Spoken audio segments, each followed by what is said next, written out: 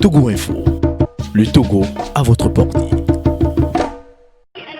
Odiatu, vous y êtes et nous y sommes. Et ce mardi, madame, monsieur, nous recevons pour vous notre confrère, c'est Ferdinand Messan-Ité. Il est le directeur de publication du journal L'Alternative, journal d'investigation, bien sûr.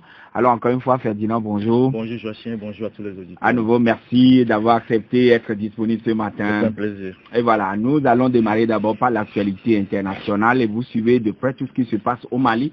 Le pays s'enlise, en tout cas le monde connaît des bouleversements et la génération consciente vent debout. Et donc, on ne veut plus de Ibeka à la tête du Mali. La CEDEAO a dépêché une mission, mais le travail n'a que mordu la poussière, n'a fait que mordre la poussière.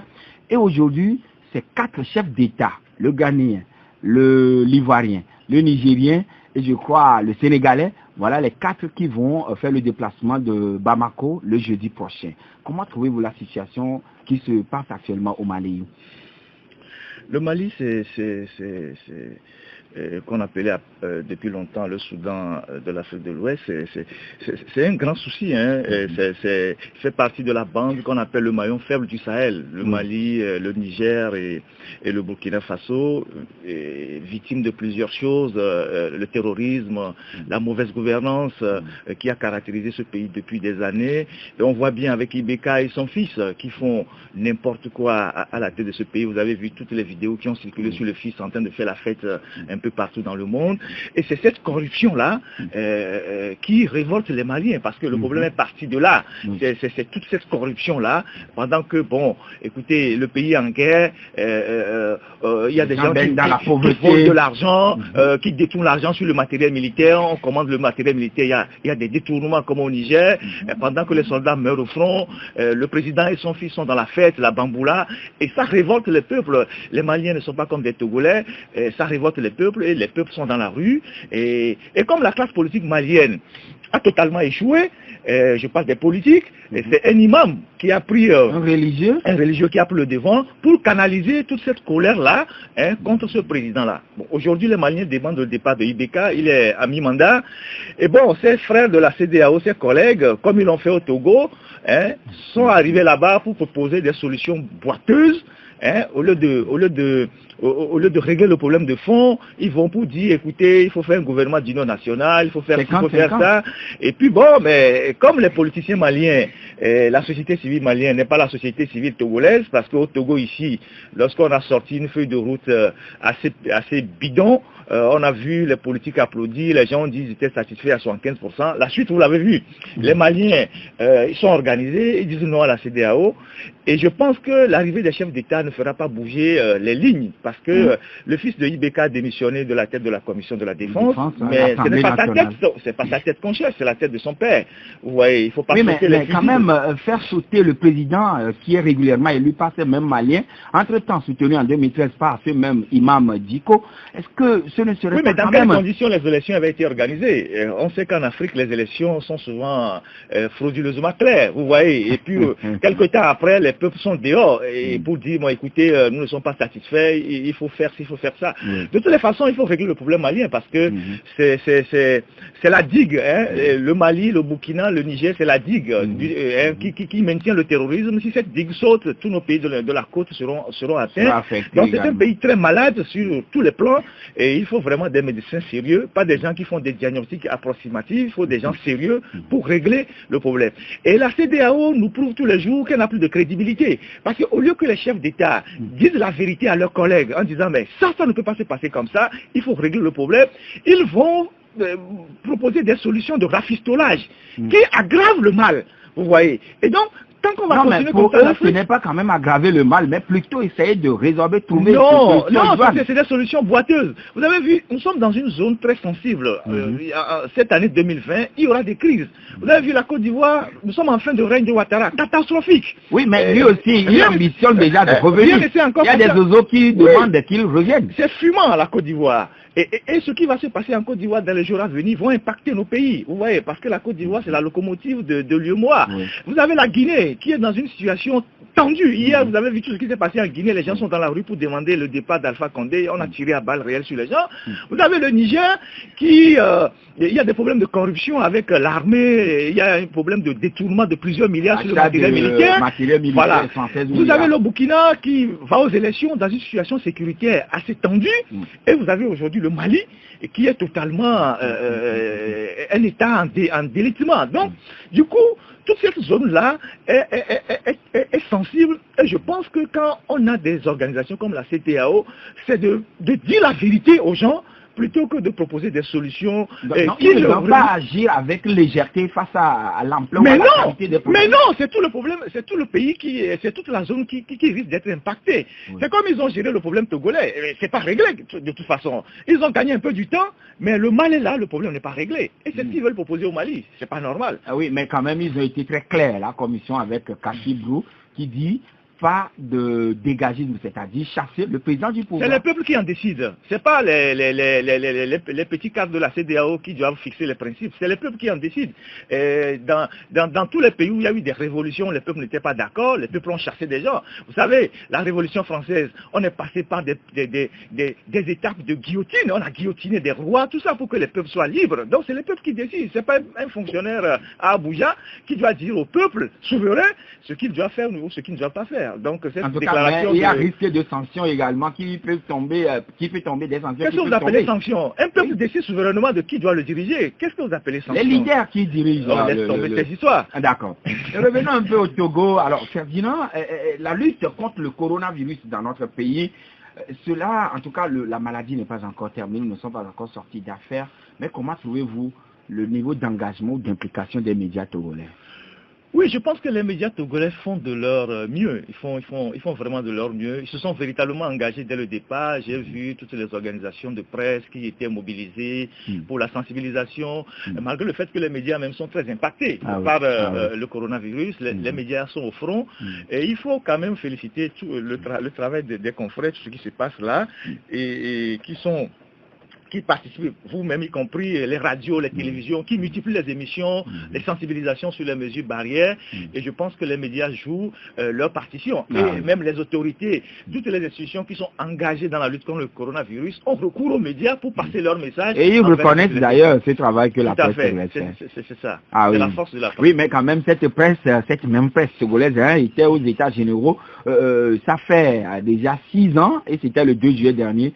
Maintenant, en tant que patron de presse, est-ce que les lignes ont pu évoluer, à votre avis? Bon, je fais partie des gens qui avaient dénoncé à l'époque ces histoires d'états généraux. J'avais trouvé que c'était une sortie à Palimé pour faire la fête. Et plusieurs années après, on n'a rien vu. Il n'y a même pas aucune ligne n'a bougé. Et aujourd'hui, il faut voir l'état de la presse togolaise. Les gens n'imaginent pas dans quelles conditions les journalistes togolais travaillent et leur apportent l'information. C'est la croix et la bannière. Et aujourd'hui, avec la Covid-19, tous les médias sont à l'arrêt. Moi, je suis dans la presse écrite. Tous les journaux aujourd'hui n'ont plus de rédaction. Les gens travaillent, sortent les journaux en PDF. Peu de gens achètent les PDF. Bon, nous, on imprime toujours le papier. Nous, on a toujours imprimé le papier. Mais les rédactions sont réduites. Il n'y a pas de soutien. Il n'y a pas de moyens. Les organisations de presse font ce qu'elles peuvent faire. Mais ce n'est pas encore ça. Nous avons une maison de la presse totalement délabrée. Personne ne s'en préoccupe. Et donc, la presse togolaise est dans le creux de la vague. Je suis sûr que la situation est plus grave au niveau des radios et des télévisions, qui sont des médias de grande écoute, parce que il faut approcher les journalistes pour voir comment est-ce que les promoteurs des radios et de télévisions se battent pour pouvoir supporter les charges de leurs employés, les charges même de ces institutions-là. Donc je pense que dans un pays qui se dit démocratique, la presse est le vecteur de la démocratie. Et la presse mérite d'être soutenue parce que la presse fait un travail énorme. Qu'elle soit pour ou contre qui que ce soit, elle fait un travail énorme. Voilà. Mais au Togo, on se préoccupe moins de la presse. On balance un soutien de 100 millions à la presse chaque année, alors qu'il y a des individus... Du moins, de cette année, on l'a porté à 150 millions. Il y a des individus qui se mettent entre les 4 murs, détournent des centaines de milliards, personne ne leur dit rien. Et donc, je pense que nous-mêmes devons prendre conscience du poids que nous représentons dans ce pays, du rôle que nous jouons, et continuer de faire pression sur les autorités afin que la presse soit suffisamment soutenue et pour que la presse soit vraiment le vecteur de l'information envers les populations. Parce que les populations, quand elles n'ont pas l'information, elles ne savent pas comment le pays est géré. Aujourd'hui, avec la Covid, on voit bien qu'on a besoin de la presse pour parler jusqu'au fond des villages. Bien sûr, bien sûr. Voilà, donc je pense que... la presse, elle est déterminante dans toutes les activités. Tout à fait, tout à fait. Ah d'accord. Tout à fait. Oui, mais c'est cette même presse qui avait révélé également l'assassinat du colonel Madjoulba Bitala. Sinon, les autorités n'ont jamais communiqué officiellement sur cette affaire. Mais la lumière tarde toujours à venir et l'expertise française est sollicitée. Mais aujourd'hui, c'est un collectif d'avocats qui saisit l'ONU, disons, le Comité des Nations Unies des droits de l'homme. Bon, moi je suis un peu triste. D'abord, il faut saluer la mémoire de cet officier qui a été assassiné crapuleusement dans sa caserne et souhaiter que toute la lumière soit faite, hein, non seulement pour sa famille, mais aussi pour ses frères d'armes et pour le peuple togolais. Parce que à un moment donné, il faut arrêter les assassinats. Et nous l'avons toujours dit, nous les journalistes. À chaque fois qu'on assassine quelqu'un, que ce soit pour des raisons politiques ou pour des bavures, on a toujours dit il ne faut jamais cautionner des choses comme ça. Parce que vous ne savez jamais quand est-ce que ça va vous arriver. Et donc, il faut que les assassinats sur la tête de nos aïeux s'arrêtent, quel que soit le motif. Et donc, moi je souhaite que la lumière soit faite pour la famille de cet officier-là et pour tout le peuple togolais dans son ensemble. Mais je regrette qu'on puisse nous annoncer qu'on ait sollicité l'expertise française. Vous savez, nous avons souvent l'habitude de brandir la souveraineté, nous sommes indépendants, nous sommes ci, nous sommes ça. Si un kidam est rentré dans une caserne c'est pas un moulin, pendant que la caserne est comment vous appelez ça? Sous votre protection. Est sous votre protection. Et puis le bir, c'est pas n'importe quelle caserne. Donc pendant qu'un kidam ou un individu est rentré dans une caserne pour assassiner le chef-corps, il n'a pas assassiné, premier responsable. Il n'a pas assassiné un élément comme ça, il a assassiné le chef-corps. Et que 60 ans après les indépendances, nous ne sommes pas capables, en tant que Togolais, de déterminer qui est rentré dans la caserne pour tuer l'officier. Et il faut retourner auprès du colonisateur, les Français, pour l'expertise. Vous voyez que nous ne sommes pas utiles pour nos sociétés. Je suis désolé. Ça pose un problème? Mais ça pose un problème. Parce que ça pose un problème. Mais pendant 60 ans, nous n'avons pas formé les experts en balistique. Nous n'avons pas de laboratoire. Notre armée n'est pas dotée des gens qui sont capables de détecter quelle arme, quelle munition a été utilisée. Il faut aller chercher encore les Français. Après, c'est trop facile de dire que mais la France ne doit pas nous imposer ci, ne doit pas nous imposer ça. Si possible peu, il faut retourner en France. Je suis désolé. C'est vrai que c'est un sujet assez sensible, c'est des domaines assez méticuleux, mais ça choque la conscience des Africains quand on dit qu'on a tué un officier et qu'il faut demander l'avis du colonisateur pour savoir quelle est l'arme qu'on a utilisée pour tuer l'officier. C'est pas normal. En tout cas, c'est ce que moi je pense. Donc je pense que ce problème aurait pu être réglé ici.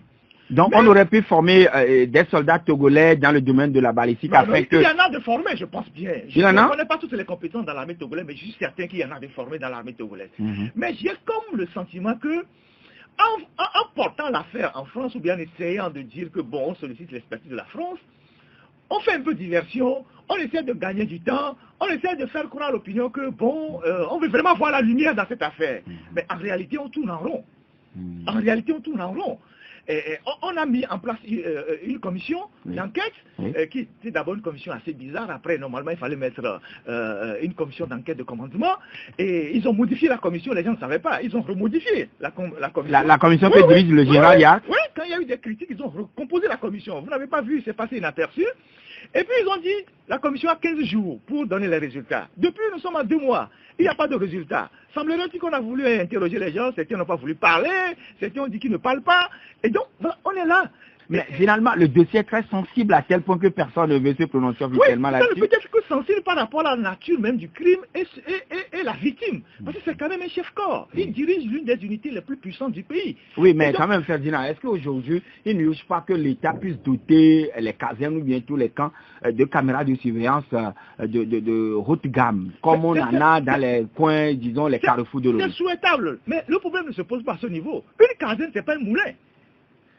C'est pas un moulin, mais vous voulez, c'est comme vous rentrez à la présidence. La présidence, c'est pas un moulin. On sait à tout moment qui rentre à la présidence, qui sort. Il y a des fiches de rentrée et de sortie. Mais c'était la nuit profonde. Oui, mais on ne rentre pas dans une caserne la nuit profonde comme on rentre dans un moulin. Une caserne, il y a quoi? Il y a la sentinelle. On passe par des portes, on signe des papiers, on sort, on rentre, on sait qui est rentré, on sait qui est sorti de la caserne. Mais malheureusement, c'est maintenant que la clôture Non, du fameux billet en construction. Même s'il n'y a pas de clôture, Oui. on sait qui rentre dans la caserne. Une caserne, c'est pas un moulin. Et puis, jusqu'à ce que vous vous approchiez du bureau du chef-corps, il y a une sentinelle qui entoure ce bureau-là. Il y a des gens, il y a un dispositif militaire. Donc, vous ne pouvez pas rentrer dans une caserne comme on rentre dans un champ. Mais tentez de rentrer dans le camp hérité. Vous allez voir tout le protocole qu'on va vous demander. Vivement que la lumière soit faite. Mais le collectif d'avocats dit, bon, c'est plutôt l'ONU qui doit aider. Pour que l'État... Ils sont dans leur bon droit. Quand dans un pays, la justice n'arrive pas à faire son travail, les victimes se tournent ailleurs pour avoir la vérité. Je pense qu'ils sont dans leur bon droit. On ne peut pas leur reprocher ça. D'accord. Ferdinand Haïté, parlons un peu de certaines révélations que vous aviez eu à faire depuis, avant de revenir d'ailleurs sur ce dossier. Je voudrais quand même toucher un cas, puisque vous êtes parent d'élèves. Le sextape auquel nous assistons ces derniers temps, ou bien auquel nous avons assisté à travers nos téléphones, les jeunes enfants ou bien les petits-enfants qui sont en train de s'adonner à cette pratique. Comment avez-vous trouvé cette escalade? Je pense que c'est le mal dont souffre notre société. Il ne faut pas aborder ce sujet en accusant uniquement les élèves. C'est-à-dire que cette affaire-là prouve ce qu'est devenue aujourd'hui la société togolaise. Comment nos enfants sont éduqués, comment nous les entretenons, qu'est-ce qu'ils reçoivent comme instruction à l'école, et quel est même le modèle de société que nous avons. Parce que les enfants, ils suivent des modèles dans la société. Quel est aujourd'hui le modèle des enfants? Quel est aujourd'hui le modèle des jeunes aujourd'hui au Togo? Est-ce que c'est les voleurs? Est-ce que c'est les gens dépravés? Parce que les voleurs ont de l'argent, les gens dépravés ont de l'argent. Parce que les gens trouvent des raccourcis pour faire l'alpinisme social? Quel est le modèle qu'on renvoie aux enfants? Et quelle est l'éducation que nous donnons aujourd'hui à nos enfants, à la maison? Tout ça, c'est l'ensemble de tout ça que nous voyons. Les dirigeants, quelle est l'exemplarité que les dirigeants donnent à la société? Vous voyez. Donc, moi, je suis pour que, c'est de faire dénoncer, je suis pour qu'on sanctionne les enfants, mais qu'on les sanctionne dans le cadre pédagogique. Qu'on ne ramasse pas les enfants, qu'on les mette en prison, où ils en sortiront traumatisés. Parce que c'est des jeunes. Ils en sortiront traumatisés? Mais bien sûr. Oui, et l'acte qu'ils ont posé? Oui, et c'est pour ça que je dis, il faut trouver la meilleure sanction pour les enfants. Sur le plan pédagogique. Pédagogique et peut-être même, je ne sais pas, mais la prison pour moi c'est l'exception. Parce que les enfants ressortiront de prison traumatisés. Vous voyez la moyenne d'âge qu'ils ont, je pense que c'est 17 ans, 18 ans, tout ça, qui n'ont jamais fait l'expérience carcérale. Donc, je suis pour qu'il faut les sanctionner, oui, mais le problème... Je vous signale quand même que quand on était venu ramasser certains enfants, et le lendemain, plus de 100 enfants ont rapidement séché les cours. Oui, le problème de ce pays est profond.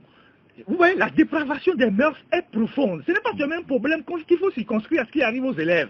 Vous voyez, vous vous souvenez que le ministre de l'Éducation avait dit, en sortie d'un conseil des ministres, dit qu'on va limiter les histoires de téléphones portables dans les écoles. Qu'est-ce qu'il en est devenu? Comment est-ce que l'État peut prendre une décision de limiter, par exemple, l'utilisation du téléphone portable dans les établissements scolaires, et cette décision n'a pas été suivie des faits?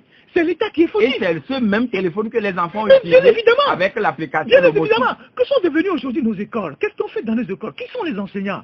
Comment ça se passe dans nos établissements scolaires? C'est tout ça. Vous avez des élèves aujourd'hui qui achètent des téléphones, ils font des cadeaux aux enseignants. Vous avez aujourd'hui les histoires de promotion des notes sexuellement transmissibles. Vous avez pas mal de choses. Notes sexuellement transmissibles. Mais il y en a, tout le monde le sait. Comment est-ce que les gens soutiennent aujourd'hui leur mémoire dans nos établissements, dans nos instituts de bêtises, tout ça? C'est des histoires de copinage, c'est des arrangements. Et donc, je pense que ce que l'école est devenue, c'est le résultat de ce que nous sommes en train de voir. Et c'est toute la société qui est malade. Donc, il faut gérer ce problème. Donc, c'est la face visible de l'iceberg. Évidemment, il faut gérer ce problème avec beaucoup de tact et voir ce que la société même est devenue et diagnostiquer le mal. Mais les enfants, il faut les punir, mais il ne faut pas que la punition soit trop excessive pour que les enfants sortent vraiment. Il faut les faire accompagner par un psychologue, leur parler, essayer de revoir aussi les parents, parler aux parents, et que ceci serve de leçon à tous les parents. Vous savez, les parents aujourd'hui, les gens quittent la maison, ils reviennent le soir. Ils savent pas ce que leurs enfants ont fait à la maison. Certains enfants ont des tablettes. Toute la journée. Oui, certains enfants ont des tablettes, c'est les bonnes qui les nourrissent, c'est les domestiques qui s'occupent des enfants. Certains vont laisser les enfants à la crèche. à 3 ans déjà, les enfants sont là-bas, on ne sait pas ce que la société est devenue. Donc quand on met les enfants au monde, c'est pour les éduquer, c'est pas pour les abandonner à la société, vous voyez. Et donc je pense qu'il y a tout un débat à faire autour de En cette tout cas, affaire. chacun doit y aller maintenant avec un parcimonie et puis encadrer correctement Tout à fait. ses enfants. Alors, Ferdinand, vous avez sorti depuis un mois, précisément le 9 juin dernier, un dossier fumant sur l'importation du pétrole qui continue par faire des vagues. Cette révélation, à l'époque, permettait, on dirait, à secouer la République. En témoignent les diverses réactions, tant dans le milieu politique qu'au niveau de la société civile dans le temps. Alors, c'est vrai, c'est un dossier qui vous conduit aujourd'hui à la justice, mais est-ce que vous pouvez nous parler un peu de ce dossier, Ferdinand? Alors c'est un dossier fumant, très fumant. Il faut quand même rappeler à tous les Togolais, ceux qui nous suivent, que ce n'est pas la première fois qu'on parle de ce qui se passe dans le sous-sol du ministère du Commerce. Il y a eu plusieurs publications. Peut-être que les gens ne s'en ont pas rendu compte. L'alternative a fait des publications. À chaque fois qu'on augmente le prix du pétrole, on a toujours parlé de ce comité. Le rendez-vous a fait des publications à Bialfa. On en a même échangé sur une radio sœur. Le Guardian, Ambroise Bonjo, a fait des publications sur ce dossier. Liberté a fait des publications. Et je pense d'autres journaux ont fait des publications. Donc c'est pas nouveau. C'est des choses qu'on révélait depuis. Le problème c'est quoi? C'est que pourquoi le gros du dossier est sorti maintenant? Le gros du dossier est sorti parce que, en fait, je vais vous faire rapidement l'historique. Je ne sais pas si on a suffisamment le temps. Vous avez, avant 2004, c'était les pétroliers qui importaient le carburant, et le groupement professionnel pétrolier. Donc vous avez là-dedans Shell, Total, Texaco, je crois Mobile, quelque chose comme ça. Et ils importaient à tout de rôle. À un moment donné, par rotation. Oui, par rotation. Donc comment 3 mois. Les provisions c'est pour 3 mois. À un moment donné, il y a eu un des pétroliers qui a eu des problèmes de financement, qui n'a pas pu honorer ses engagements. Alors l'État a profité pour dire, nous récupérons la commande. Et l'État a récupéré la commande et a attribué la commande au ministère du Commerce. Et avec le temps, ce comité a été mis en place pour gérer tout ça. Et donc, il y avait un premier décret qui a été mis fait en 2010. Un second décret a été pris en 2010, et j'ai le décret devant moi, décret 2010-146 PR, qui a institué le comité. Et ce comité est placé sous l'autorité de 3 ministères. Le ministère du Commerce, le ministère des Finances et le ministère de l'Énergie. Alors, quand vous lisez l'article 9 du comité, l'article 9 dit, le comité de suivi de fluctuation des prix des produits pétroliers est composé comme suit. Le ministère chargé du commerce, président. Le ministère chargé des finances, vice-président. Le ministère des mines, membre. Un représentant du premier ministre. Et l'article 10 est assez intéressant, je vous le lis. L'article dit ceci. De ce décret. Voilà. Le comité de suivi des fluctuations des prix des produits pétroliers est assisté d'une commission technique dont les membres, dont les missions et la composition sont définies par arrêté interministériel. Voilà. C'est-à-dire que les membres de cette commission sont nommés par un arrêté interministériel. C'est-à-dire les 3 ministères s'entendent pour nommer les membres de cette commission-là. Alors, c'est une commission technique. Tout à fait, qu'on appelle le CSFPPP. Alors, parlons de cette commission. Cette commission a été mise en place en 2010, la nouvelle mouture, et le coordonnateur, c'est M. Francis Sosa Adjaki, le père, qui est le coordonnateur de ce comité. Certainement nommé par les 3 ministères. Tout à fait. Le fils, Fabrice Adjaki, est le directeur financier. Est-ce que vous trouvez normal que dans une société, dans un état normal d'abord, dans une société, état normal, une structure de l'état, on nomme le père coordonnateur et on nomme le fils le directeur financier? Oui, mais peut-être c'est pour... non, c'est une question. Non, c'est une question. Tout le monde peut répondre. Si le monsieur maîtrise tout le monde le peut domaine. Répondre. Oui. Donc, le fils est le directeur financier, la fille est membre. Parce que depuis, on a parlé du père et du fils, on n'a pas parlé de la fille. Donc, dans la commission se retrouvent le père, le fils et la fille. Plus d'autres membres. Le patronat envoie des représentants, les syndicats envoient des représentants. Et cette commission, c'est elle qui fait le suivi de la fluctuation des prix, fait les commandes, tout ça. Oui, alors, mais vous avez dit quand même que l'arrêté a précisé, disons, le décret a recommandé que ce soit un arrêté interministériel qui nomme et compose cette commission de... Moi, je n'en disconviens pas. Alors, si les gens là sont nommés, certainement c'est que les ministères... Vous ne trouvez pas qu'il y a un clientélisme? Le fait de nommer le père et le fils à des postes stratégiques, je vous explique ceci. Le comité de fluctuation des prix, chaque fois que vous achetez 1 litre d'essence, le comité prend 2 francs. Il y a 2 francs qui vont dans les caisses du comité pour son fonctionnement. Au bas mot, le comité a au moins 280 millions chaque année. Et les 280 millions qui sont sur les comptes du comité sont gérés par le père et le fils, parce que le père et le fils sont ceux qui ont les signatures sur les comptes. Vous trouvez que dans une institution publique, c'est normal? C'est comme demain, on nomme un général ministre de la Défense et on nomme son fils colonel, chef d'état-major. Et les deux se retrouvent à la maison pour parler de la sécurité du pays. Vous trouvez ça normal? Ah oui, mais... En tout cas, nous, journalistes, on ne trouve pas ça normal. Oui, c'est vrai. Alors, ces gens sont là-bas, ils travaillent pour l'État, ils sont payés. Nous avons récupéré le bulletin de paie du père Adjakli, il est à 2 824 142 francs. Son fils doit être moins, parce que son fils est le directeur financier. Alors, ils sont dans ce comité, c'est eux qui font les appels d'offres, c'est eux qui choisissent le trader, et ils sont partis créer une société privée, qu'on appelle Management Hydrocarbures. Et cette société privée appartient exclusivement à la famille. L'acte notarié ici, nous l'avons publié plusieurs fois.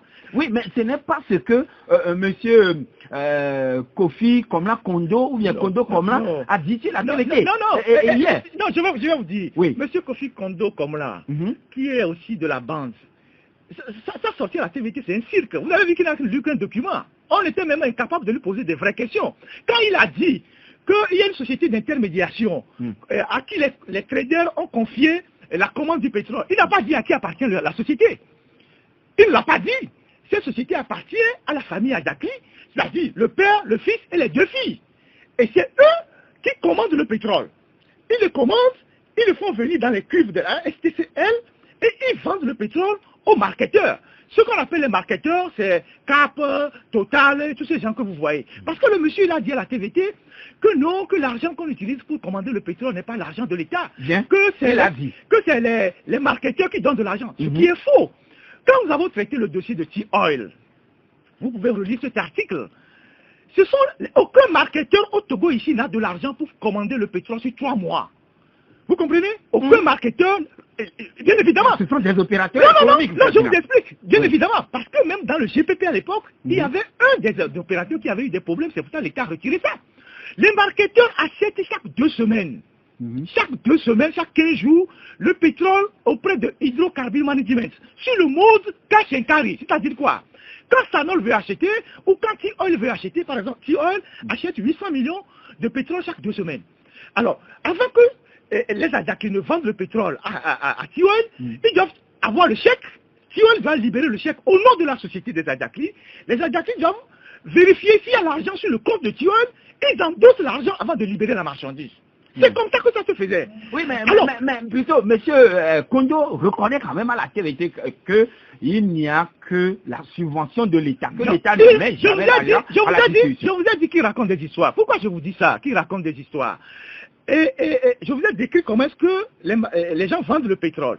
Alors, donc, on prend l'argent de l'État, on donne à une société d'intermédiation qui commande le pétrole, qui le vend au marketeur, qui encaisse l'argent. L'argent ne va pas directement au trésor. L'argent va sur le compte de cette société familiale, qui en fait, qui fait un dépôt dans les banques, qui fait les bénéfices. Je vais vous confronter à une lettre que nous avons publiée ce matin, qui confronte M. Kondo sur ce qu'il a dit. Dans un projet de contrat que nous avons, parce que ces gens pensent que nous n'avons pas de la documentation. Je vous lis la lettre. L'État togolais et le ministère du Commerce donne la garantie aux fournisseurs. Je vous lis cette lettre-là. La lettre date de quand? Non, je ne vous donne pas la date, mais je vous lis la lettre. C'est la lettre que tous les ministres du Commerce envoient aux fournisseurs choisis pour leur garantir que l'État s'engage à payer le fournisseur. Alors, le ministre présidente de CFPPP à monsieur le directeur général, fournisseur retenu. Adresse, monsieur le directeur général, engagement de paiement. Le gouvernement du Togo, à travers le comité de suivi de fluctuation des prix des produits de pétrole, acheteur, s'engage de façon irrévocable et inconditionnelle à payer le fournisseur retenu, les factures à payer au fournisseur retenu, les factures reçues par transfert télégraphique en USS $, sans déduction ou compensation sur présentation de la facture commerciale et des documents d'expédition des cargaisons tels que précisés au contrat. Cet engagement de l'État togolais couvre les quantités objets du contrat numéro machin, signé Mme Bernadette Leguezim. Voilà le type de lettre que le ministre du Commerce envoie au fournisseur à chaque fois que le fournisseur est retenu. Alors si l'État togolais ne débloque pas de l'argent pour payer le fournisseur, pourquoi le ministre du Commerce envoie une lettre d'engagement de paiement? Voilà les mensonges. Voilà les mensonges. Allons plus loin. Donc, quelque part, l'État débourse de l'argent pour bien acheter évidemment le pétrole. eu égard au contenu de cette lettre. Tout à fait. Mais en disant à la TVT que l'État ne débloque pas de l'argent, il n'y a pas de ligne budgétaire, le monsieur tente au fait de dire qu'il n'y a pas de détournement sur le dos de l'État. C'est ce qu'il a voulu dire. Mais ce qui n'est pas... c'est un gros mensonge. Maintenant, allons plus loin. Lorsqu'il a dit que la société management n'existe plus et qu'il y a une nouvelle société qui fait les commandes, oui. La nouvelle société qui fait les commandes, qui l'a retenue? Est-ce que c'est les traders? Quand vous fouillez, vous faites les enquêtes, vous voyez que la nouvelle société qui fait les commandes, qui s'appelle TPC, Togo Phoenix Corporation, est une société qui appartient au père Adjakli et a été créée le 21 octobre 2019. C'est-à-dire quoi? Qu'après la dislocation de la société familiale, parce qu'il y a eu des problèmes en famille. Pourquoi le dossier sort aujourd'hui? Il y a eu des problèmes de gestion des fonds dans la famille Adjakli, entre le père et le fils. Parce que le fils... Mais entre le père et le fils, alors que c'est une affaire d'État, oui, parce que le fils a commencé par prendre des airs, à dépenser de l'argent, le père n'était pas d'accord. Et le père l'a rappelé à l'ordre plusieurs fois. Le fils n'a pas voulu. Les tensions étaient à un niveau que, à un moment donné, le père a retiré les signatures au fils dans les banques. Le fils a contesté la procédure. Et le père et le fils ne s'entretenaient que par huissier interposé. C'est-à-dire que l'affaire est arrivée à un niveau où chacun a pris un avocat. Et c'est comme ça que la société... Le fils contre le père. Oui, c'est comme ça que la société a vécu. Donc quand la société a vécu... Oui, c'est vrai, mais quand même, Ferdinand, tout porte à croire aujourd'hui que Ferdinand Ité, son journal, procède à un règlement de compte, à un tiers, ou bien l'alternative, c'est de canal pour une guerre de clan. Qui vous l'a dit? Le gars de clan, c'est entre qui et qui? Je vous ai rappelé tout à l'heure l'historique de toute cette affaire-là. Et je pense que les Togolais ont envie de savoir comment est-ce que, comment se fait-il qu'ils achètent le pétrole cher, à la pompe. Quand des gens manipulent l'argent de l'État, moi j'ai entendu beaucoup de choses. Les gens disent oui, pourquoi on parle de la voiture de ci, on parle de la voiture de ça. Si par exemple vous avez quelqu'un... Et aujourd'hui, dans votre parution, vous parlez de plus de 300 millions de francs CFA engloutis dans une forteresse à la Si vous avez par exemple quelqu'un, qui est dans le privé, qui gagne des milliards et qui achète un hélicoptère, nous n'avons pas parlé de lui. Parce qu'il est dans son domaine. Vous avez des joueurs ici comme Adebayo qui roulent en Rolls-Royce, personne n'en parle. Mais quand vous avez quand vous avez quelqu'un qui est dans une structure de l'État, qui fonctionne, qui est payé par l'État, et qui fait des dépenses faramineuses, alors que son salaire est connu, il y a des raisons de se poser des questions. Oui, mais alors, comment appréciez-vous la sortie donc de M. Kondo, qui est le nouveau secrétaire ou bien le nouveau coordonnateur du secrétaire technique de ce comité de fluctuation? Mais vous n'allez pas répondre tout de suite. On va observer une pause. Audi Actu, c'est du lundi au vendredi de 7h à 8h20 sur Victor FM.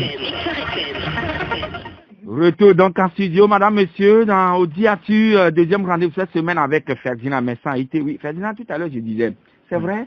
Vous avez sorti ce dossier qui éclabousse aujourd'hui la famille Adjakli et même la commission. Et même la commission. D'ailleurs, cela c'est cool, la République. Même pas seulement la commission, des ministres. Ah oui. Mais voilà, il y a eu une sortie. Comment avez-vous trouvé cette sortie? Non, je disais tantôt que expliquons les choses de façon basique pour que les Togolais comprennent. Nous sommes dans le domaine public. Et vous savez que l'article 145 de la Constitution togolaise impose que tous les agents publics déclarent leurs biens, en commençant par le chef de l'État. Et vous savez que cet article a été renforcé par une loi, la loi 2020-003 PR du 24 janvier dernier, qui va rentrer en vigueur le 2 août prochain, pour que les gens déclarent leurs biens.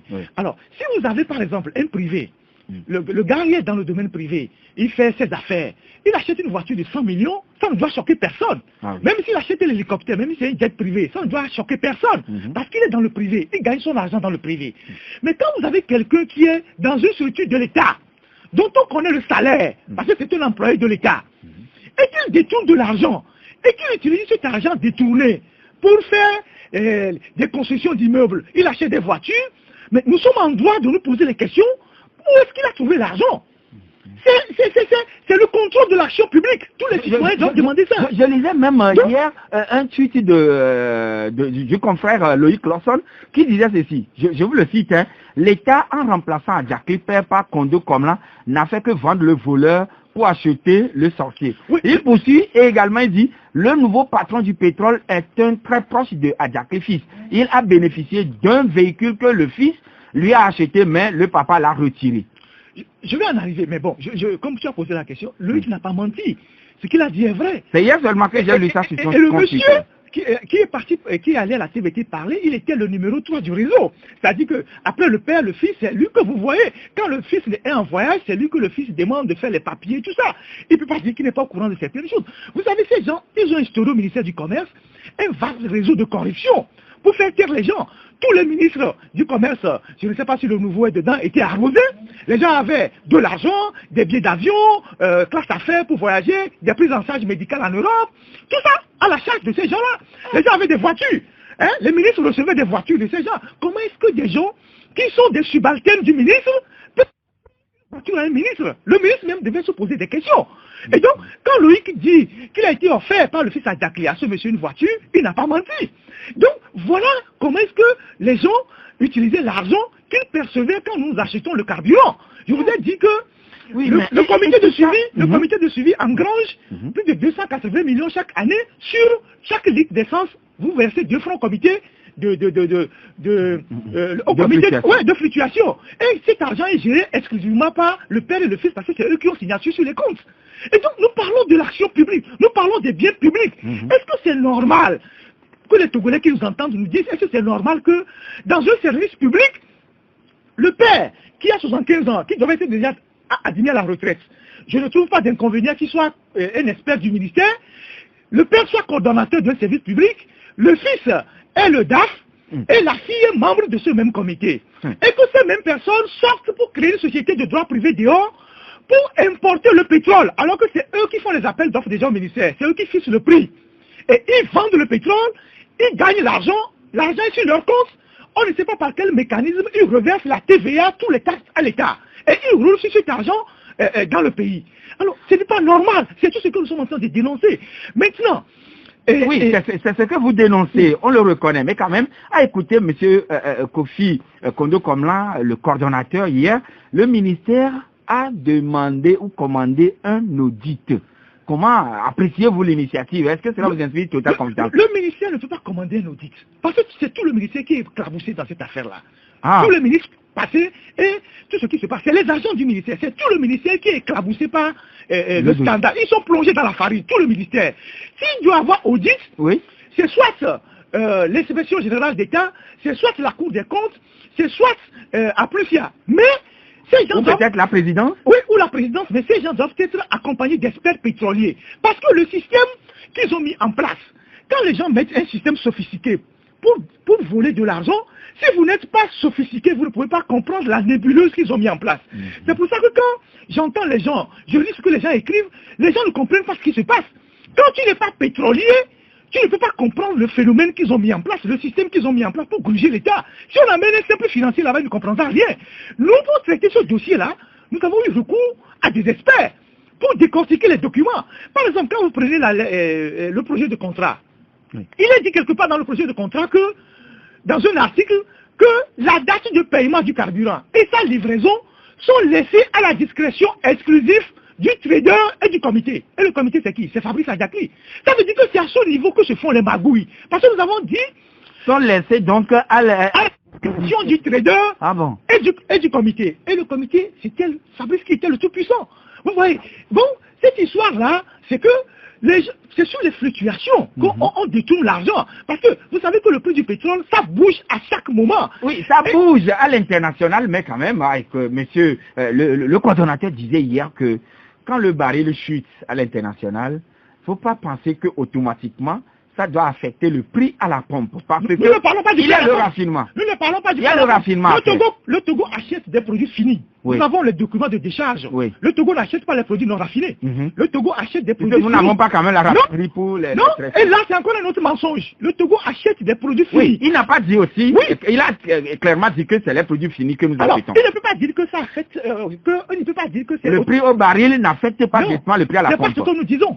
Nous disons que quand un trader gagne par exemple le marché quand le pétrole était à $100 et que l'État s'engage à le payer $100, quand le pétrole chute après à $30, les $70 de différence, qui les empoche? Est-ce que ça on retourne ça à l'État? C'est pour ça que je vous dis, la date d'achat et de livraison du pétrole qui est laissé à la discrétion du trader et du comité, c'est là-bas que se joue tout. Quand le monsieur allait à la télévision, il dit non que l'appel d'offres est clean, personne ne le conteste. Il dit oui, on ouvre les prix, on fait ceci, tout le monde voit. Oui, et après, qu'est-ce qui se passe? Qui rédige le contrat? Qui suit l'exécution du contrat? Comment se font les règlements financiers? Oui, il y a les ministères concernés. Oui, qui fait ça? C'est le petit Adjakli. Il fait ça avec le trader. Qui suit ça? Aujourd'hui que le dossier est dehors, vous savez, les gens ne commencent pas à parler. Les gens qui sont dans le comité, vous savez, le comité c'est un peu de tout, hein. C'est les syndicalistes, le patronat, plusieurs experts. Les gens commencent pas à dire oui, nous on ne savait rien, que nous on venait à la réunion, on fait 20 ou 30 minutes de réunion, on nous dit voilà, il faut signer les documents et puis on nous donne nos jetons de présence, on part, mais c'est le père et le fils qui font tout. Nous on vient juste vous regarder. Vous voyez? Et donc, nous, on a toutes ces informations. Alors que c'est une commission technique. C'est une commission technique. Demandez à tous ceux qui sont dans le comité. Ils vont vous dire que qui fait tout? C'est le père et le fils qui fait tout. À un moment donné, le fils était devenu tellement puissant que c'est lui seul qui faisait tout. Et donc, les ministres du commerce, qui ne sont pas des spécialistes en la matière, on leur a apporté des documents. Oui, voilà, Ferdinand, vos révélations n'ont pas du tout été appréciées par le fils, Adjakli, voilà, il vous assigne devant les tribunaux, et c'est pour le 12 août prochain. Maintenant, ma question, comment préparez-vous ce procès? Avant d'en arriver là, ce matin, nous avons sorti une autre révélation sur un laboratoire qui était en construction à Guaminamarou par la famille Adjakli. Un laboratoire d'analyse. Vous savez, le pétrole, quand on l'achète, il faut analyser la qualité. Oui. Et les laboratoires d'analyse, c'est un juteux marché. C'est des milliards que les laboratoires facturent les gens. Et donc, à Lomé, il y a plusieurs laboratoires. Vous avez SGS, QNQ, Interreg, tout ça qui sont à Lomé. Mais eux, ils vont vouloir créer leur propre laboratoire. Pour faire quoi? Pour contrôler toute la chaîne. C'est-à-dire, ils sont au comité, ils font les appels d'offres, ils sont en management hydrocarbures, ils commandent le pétrole, ils le vendent. Ils vont aussi contrôler la qualité du pétrole. Nous sommes dans un état. Donc, nous sommes dans un état. Nous sommes dans un état. Alors, pourquoi ce chantier s'est arrêté? Nous sommes allés dans le quartier, on a parlé aux riverains, nous avons retrouvé des ouvriers qui ont travaillé sur ce chantier, qui nous ont décrit ce qui se passe à l'intérieur du chantier, les fonds investis, le matériel qui est venu d'Europe, vous pouvez voir encore les conteneurs qui sont devant la maison. C'est une forteresse qui fait 4 lots, le mur est à 2 mètres. Nous sommes allés là-bas, on a parlé avec tout le monde, on a retrouvé les ouvriers, on a parlé avec eux, et au bas mot, plus de 300 millions ont été investis dedans. D'où vient cet argent? Pour des gens qui sont payés par l'État. D'où vient cet argent? Alors, 100 millions déjà engloutis. Oui. Hein? Et le chantier s'est arrêté parce que la querelle entre le père et le fils, qui a conduit à la dislocation de la société familiale, a impacté, comment l'appelle-t-on, ce chantier-là. Parce que le fils, à un moment donné, s'est retiré, le père lui a retiré les signatures, et le père a abandonné la société familiale pour aller créer sa propre société qui est Togo Phoenix Corporation, qui s'occupe aujourd'hui encore de la commande du pétrole. Alors nous sommes là, tous les marketeurs vont payer le pétrole chez le père Adjakli qui a maintenant installé sa société vers l'ambassade du Ghana, vers Kodomé là-bas. Décidément. Alors, décidément, vous avez quand même la famille Adjakli à l'œil, mais maintenant, eux aussi, ils veulent saisir, ils passent par la justice. C'est leur droit le plus comment préparez-vous le procès? C'est leur droit le plus absolu. Comment préparez-vous on ira au procès, on est tranquille, On a vu les avocats, nos avocats, on est en train de préparer le procès. Vous allez voir l'évolution de ce dossier. On est vraiment tranquille. Vous savez, nous les journalistes, on est habitués au procès. Hein. C'est pas des choses qui nous font peur. C'est pas des choses qui nous font peur. Donc nous sommes tranquilles. Ils sont allés déposer une assignation à la justice. Ils l'ont signifié le 10 juillet. Je ne sais pas ce qu'ils comprennent. Après, ils sont allés à la HAC. Ça, vous ne le savez pas. Après la justice, ils sont allés déposer notre plainte à la HAC. Et la HAC leur envoie un courrier pour dire, à partir du moment où vous avez saisi la justice, vous ne pouvez plus revenir saisir la HAC. Ah oui. Parce qu'il n'y a pas... Sauf s'ils retirent la plainte au niveau de la justice, la HAC pourrait toutefois prévoir... Donc ils sont allés à la HAC. Ça veut dire qu'ils ne savent même pas ce qu'ils sont en train de faire, vous comprenez? Et donc nous, on est tranquille. Et nous avons nos éléments. Et quand on dit qu'il y a eu détournement, et les gens disent oui, que le monsieur qui allait à la télévision, qu'est-ce qu'il a dit? Il a dit, sur 3 ans, il a été payé 400 milliards aux traders. Alors, sur 3 ans, quand nous parlons de détournement, on parle de 500 milliards là. Ce n'est pas des chiffres qu'on a inventés comme ça. C'est des calculs avec des experts avec qui nous avons travaillé. Et vous savez que ces gens-là sont là-bas depuis 12 ans. Si en 3 ans, ils ont été payés 400 milliards, en 12 ans, combien ils ont manipulé? Combien d'argent est arrivé sur leur compte? Combien ils ont gagné? Et combien est revenu à l'État togolais? Combien ils ont gagné en mettant leurs sous en DAT? Mais il y a tout ça. Nous allons permettre à quelques Togolais qui nous C'est une nébuleuse qu'on est en train de décortiquer petit à petit. Donc, oui. c'est pour l'intérêt de tous les Togolais, parce que c'est tous les Togolais qui achètent le carburant. In fine, c'est vrai, ce sont des révélations. Qu'est-ce que vous escomptez du chef de l'État, parce que c'est lui le premier responsable du pays, par rapport à tout ce dont vous êtes en train de parler là? Moi, je n'en sais rien. Moi, je demande rien au président de la République. Moi, je fais mon travail. Oui, parce que vous l'avez évoqué. Moi, je suis un lanceur d'alerte. C'est une structure qui appartient à l'État. Oui, moi, je suis un lanceur d'alerte. Moi, je mets les informations à disposition de l'État ou de l'opinion aux décideurs de décider. Mais je peux vous faire une révélation. Je peux vous faire une révélation. Je sais qu'on a commencé par écouter les gens. Ça, je vous le dis, ça c'est une révélation que je vous fais. Je ne vous dirai pas quel service écoute les gens, mais dans cette affaire, on a commencé par écouter les gens. Et les révélations ne sont pas finies. On a commencé par écouter les gens. Peut-être que les autorités savaient certaines choses, mais ils ne les connaissaient pas dans les détails. Le travail de la presse leur permet maintenant de voir clair dans cette affaire-là. Et s'il y a une mesure qu'il fallait prendre premièrement, c'est de dissoudre ce comité-là, dans lequel tout le monde est mouillé. Il fallait dissoudre ce comité. Et vous avez recommandé aussi que l'audit ne soit pas commandé par le ministère. Parce que le ministère même est éclaboussé par l'affaire. Ah d'accord. Oui. Sizing veut vous poser une question, juste une question, pas d'appréciation de forme, etc. Mais vous posez la question, oui. Allô, Sizing. Alors, oui. Bonjour Joachim. Bonjour. Bonjour Ferdinand. Toutes mes félicitations. Que le Seigneur te garde. Merci. J'ai un souci. Je sais que dans le monde, il n'y a pas de corruption zéro. Que ce soit aux États-Unis, à Londres, à Paris, à Tokyo, il n'y a pas de corruption zéro. Mais dans ce cas de figure d'espèce, nous serons derrière toi, mobilisés derrière toi. Tenez-vous bien, le peuple sera derrière toi pour que la justice soit faite. Merci vous savez, beaucoup. Le temps étant contre nous, Sizing, s'il vous plaît, allez droit au but. Donc, reposez maintenant la question. Alors, oui, posez la question, s'il vous plaît. Oui, ma question, c'est que je prie qu'il y ait de bons avocats pour l'accompagner. Parce qu'il s'agit de l'intérêt d'État. Merci beaucoup. Merci beaucoup. Sinon, c'est l'intérêt de tout l'État, de toute la République. Max. Oui, bonjour Joachim. Bonjour, cher ami. Et bonjour Ferdinand. Que Dieu vous protège pour tout ce que vous faites pour ce pays. Et j'ai deux petites questions. Oui. La première question, c'est concernant le sexe dans le milieu scolaire. Vous ne voyez pas que c'est l'un des fruits de la mauvaise gouvernance de ce pays? Et ma deuxième question, c'est par rapport, c'est une suggestion par rapport à l'affaire Pétrole-Gate. Ne vous inquiétez pas, Dieu est à l'œuvre. Et je vais profiter pour lancer un appel à tous les conducteurs des étudiants. Non, s'il vous plaît, Max, il n'est pas de votre devoir de le faire. Alors, Kanidek. Bonjour, Joachim. Bonjour. Bonjour, Ferdinand. Et bonjour. Ouais. Bon, face à ce dossier de pétrole, bon, comment vous comprenez l'attitude du Parlement? Face à ce dossier, l'Assemblée nationale, au lieu de se constituer et puis mener une enquête, c'est un parlementaire qui vient vous contre-attaquer sur les médias. Comment comprenez-vous l'attitude des parlementaires? Bien noté, cher ami Kanidek. Et nous prenons le dernier auditeur pour le compte de ce matin. Allô? Nous allons accueillir le dernier auditeur. Allô? Bonjour, Joachim. Bonjour, cher ami. C'est Karim depuis Supetako. Karim, on vous écoute. Ferdinand, félicitations d'abord. Je voulais vous demander une question aussi. Maintenant, le fils et le père, ils ont convoqué à la justice. Et finalement, si tous les preuves qu'ils en ont, si les preuves vous dépassent, comment vous allez faire pour en sortir? C'est juste ma question. J'ai pas très bien saisi le fond. C'est-à-dire la fin, je vous ai dit. Je me disais. Oui. Le fils et le père. Oui. L'ont convoqué à la justice. Oui.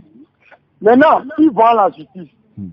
Et le fils et le père, ils ont gagné Ferdinand. Comment Ferdinand pourrait s'en sortir? D'accord, très bien. Alors, si vous gagnez au procès, Comment mais nous nous préparons pour le procès. Je ne vais pas dire quels documents nous disposons, quels sont les éléments que nous avons, mais en lisant nos parutions, les gens doivent se rendre compte que nous ne sommes pas en train de faire de la plaisanterie, qu'on a quand même des éléments. On a énormément d'éléments. Et je rappelle que ce n'est pas le père qui a porté plainte, c'est le fils qui a porté plainte en tant que directeur financier. C'est toute la famille qui est mise en cause. Oui, mais c'est le fils qui a porté plainte en tant que directeur financier du CSSPP. Donc, il n'y a pas de souci. On va aller à ce procès-là. Oui, ce sera très intéressant, ce procès. Ce sera très intéressant, ce procès, Dizzy Ferdinand. Alors, le Parlement, comment appréciez-vous, trouvez-vous plutôt leur attitude par rapport à ce dossier? Écoutez, le Parlement, quel est le rôle du Parlement? C'est de voter des lois et de contrôler l'action gouvernementale. Oui. Alors, quand il y a un sujet, quand on parle par exemple de corruption, même si c'est des allégations, le réflexe d'un député, c'est de demander que toute la lumière soit faite, plutôt que de voler au secours des gens qui sont supposés avoir volé de l'argent en disant oui, c'était un règlement de compte. Est-ce que vous voyez dans cette histoire-là quelque chose qui est lié à un règlement de tout compte? On vous dit que des gens étaient en train de gérer ce qui appartient à tous les Togolais comme une épicerie de quartier. Et ils se font tellement de l'argent qu'ils investissent dans d'autres domaines. La presse sort l'information. Le rôle du Parlement, c'est de demander une enquête parlementaire, de comprendre ce qui se passe, parce que tout le monde est impacté par le pétrole. Vous savez, la question du pétrole, si on enlève par exemple les 2 francs du comité, on enlève les 2 francs de la primature, parce que je n'ai pas dit ça, la primature prend 2 francs sur chaque litre d'essence depuis des années. Et ça, personne ne le dit. Cet argent, c'est... On ne sait pas ce que ça fait, cet argent fait la primature. Chaque fois que vous achetez un litre d'essence, la primature prend 2 francs. Alors qu'en moyenne, par jour, on peut acheter peut-être 10 000 ou 12 000. La primature n'est pas une régie financière. Elle prend 2 francs. Comment ces fonds sont gérés? Alors, si on enlève déjà les 4 francs là, vous allez voir que le prix à la pompe va baisser. Et quand le prix à la pompe va baisser, c'est bien pour le chauffeur, c'est bien pour le paysan qui est à Djarpanga, c'est bien pour tout le monde, c'est bien pour les marchandises qu'on convoie dans tout le pays. Donc, c'est ça qu'il faut voir. C'est pas parce qu'au Togo, c'est comme finalement on est malade de la, on est atteint par le syndrome de Stockholm. Quand on dénonce les voleurs, c'est ceux qui n'ont rien qui vont au secours des voleurs. Pour dire oui, pourquoi vous les dénoncez? Qu'ils ont le droit de voler. Non, nous n'avons pas besoin de construire cette société-là. On a besoin de construire une société où les citoyens sont capables de demander des comptes aux dirigeants. Et alors, voilà. Sinon, Cézine lui dit les Togolais sont derrière vous, tout comme Marx aussi. Dieu est à l'œuvre, ils sont à vos côtés. Mais simplement, il a posé une question. Est-ce que le sextape auquel on assiste, cela n'aurait pas de rapport avec la mauvaise gouvernance dans le pays? Oui, c'est toute la société qui est malade, je l'ai décrit. Vous pouvez mettre la mauvaise gouvernance, l'école qui est malade aujourd'hui, tout ce que vous pouvez imaginer. Donc il faut régler le problème au fond, depuis la racine, vous voyez. Donc moi je pense que nous sommes arrivés à la fin de l'émission, certainement vous avez des mots à placer. Oui, je voulais d'abord remercier tous ceux qui nous soutiennent, tous ceux qui nous écoutent. C'est pas facile pour nous aussi, hein. On est affaire à des gens, c'est pas facile, les gens ne se posent même pas la question comment nous vivons. Comment on circule à Lomé, comment on tient. Mais nous... Oui, mais est-ce que vous avez sollicité au moins la sécurité pour quand même que votre intégrité physique soit garantie? Non, pour le moment, je n'ai pas encore reçu de menaces formelles pour demander la sécurité. Mais je suis prudent. Je suis très prudent. J'ai limité mes sorties. Je ne rencontre plus des gens. Quand les gens veulent me voir, je les envoie vers ma rédaction. Il faut que les gens me comprennent aussi pour ça. Mais c'est un dossier qui a plusieurs tentacules. On n'en a pas encore fini. Il y a même le gaz, parce que c'est eux aussi. Le gaz, vous savez, les fraudes qu'il y a sur les bouteilles de gaz. Quand vous achetez une bouteille de gaz de 12 litres, est-ce que vous êtes sûr que c'est 12 litres qu'il y a dedans? Est-ce que vous êtes sûr que c'est 12 kilos plutôt? Est-ce que vous êtes sûr que c'est 12 kilos? Le différentiel, qui empoche ça? Les gens ont amené ici du matériel pour mesurer directement les bouteilles de gaz pour savoir combien fait le kilo. Les gens ont refusé, on les a torpillés. Donc, c'est une nébuleuse. On n'en a pas encore fini. Et comme ils ont décidé d'aller au procès, nous, ça nous intéresse, on va aller au procès. Et vous allez voir l'évolution de ce dossier dans les jours qui viennent, avec bientôt l'implication d'autres acteurs qui vont demander des comptes à l'État et aussi à ce comité-là. Merci, Ferdinand Ité, d'être passé chez nous. Et voilà, madame, monsieur, c'est fini pour aujourd'hui. Merci à tous qui nous avez écoutés. Chez vous, plaise à Dieu. Demain, nous serons avec un acteur politique, plaise à Dieu, ici, même en direct sur votre radio. Bonne journée.